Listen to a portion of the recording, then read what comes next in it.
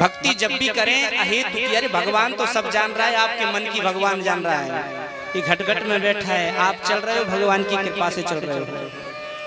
इसलिए भगवान के सामने क्या पूछना, क्या भीख मांगना, भगवान सब जानता है।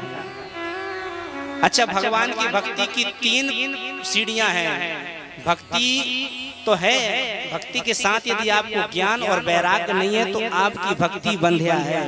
वो बांझ स्त्री शोभायमान नहीं होती, समाज का कार्य।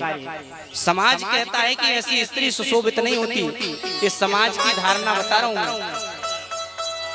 तो भक्ति भी यदि आपके ज्ञान वैराग्य से परिपूर्ण नहीं है तो बंध्या है, ऐसी भक्ति बांझ है। माता जी को इतनी बड़ी भक्ति है कि रोज सुबह 7 बजे बैठ जाती माला लेकर। ज्ञान है कि माला के बीच में बोलना नहीं चाहिए, लेकिन वैराग्य नहीं है। घर में आई नई बहू और वही नई बहू इतनी बातों नहीं है, पड़ोसन से बातों में गप्पे लगावे में बैठ गई, उधर पर चूल्हे पर दूध उफन गया। माता जी जजन में बैठी है, सामने दूध दिख रहा है, बस केवल इतना कह रही ज्ञान है, बोलना नहीं है माला में। हाँ, मन ही मन सोच रही आज माला कर लूं, कल जाके तबीयत ठीक कर दूंगी, बड़ी बातों ने बहू लेकर आया है, मेरा नाम भी सास नहीं, मैंने इसको ठिकाने नहीं लगा दिया, और जितना दूध नहीं जला उतना तुम्हारा खून जल गया। काय की भक्ति है? भक्ति आप ज्ञान से परिपूर्ण है, अच्छी बात है, लेकिन वैराग्य नहीं है। 1 घंटे भी आप वैराग्य से परिपूर्ण होकर के नहीं बैठ पाएंगे। एक क्षण भी आपके अंदर वैराग्य आ जाए तो भक्ति आपकी पुष्ट हो जाएगी। इसलिए अहेतु की अप्रतिहता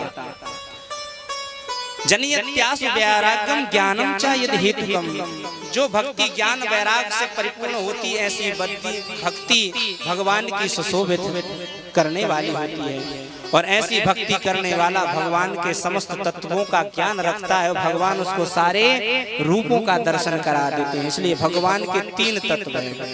वदन्ति तत्त्वविदस्तत्त्वं यज्ञानमद्वयम् ब्रह्मेति परमात्मेति भगवान इति सत्यते।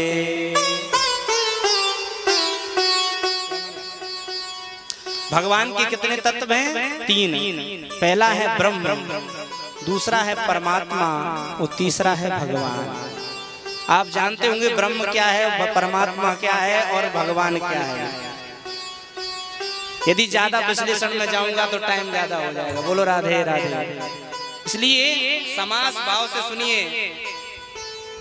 ब्रह्म का मतलब निर्गुण निराकार, परमात्मा का मतलब निर्गुण साकार और भगवान का मतलब सगुण साकार।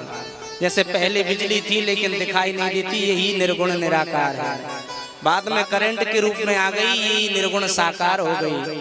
और इसके बाद लोगों ने, वैज्ञानिकों ने इसको आधुनिकता में चला दिया, बल्ब लगा दिया, तो यही सगुण साकार बन के प्रकट हो गई। यानी जिसको निर्गुण निराकार में मन लगता है वो निर्गुण का ध्यान करो, जिसको निर्गुण साकार में मन लगता है वो उनका ध्यान, परमात्मा का ध्यान करो। और जिनको छैल छबीले भगवान सगुण साकार अच्छे लगते हैं उनका ध्यान करो। यही भक्ति का मार्ग है। और जो ऐसे मार्ग को ध्यान में रख के चलता है उनकी सारी मनोकामनाएं पूरी होती है।